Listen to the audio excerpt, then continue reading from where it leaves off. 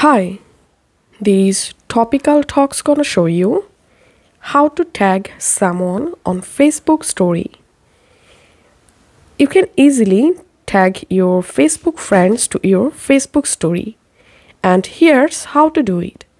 The process will be similar for Android and iPhone users. Go to Facebook and let's create a story first. And now let's select text story. And in a text story, to tag someone, just tap on this tag someone option. And now right here, the account name whom you want to tag. Select the account. That's how you'll be able to tag multiple Facebook accounts to your story. Once done, tap on share to share the story. And now let's see how to tag someone in a photo story. So here's from my gallery, I'm selecting a photo. And now to tag someone to this photo story, tap on see more, tap on tag people.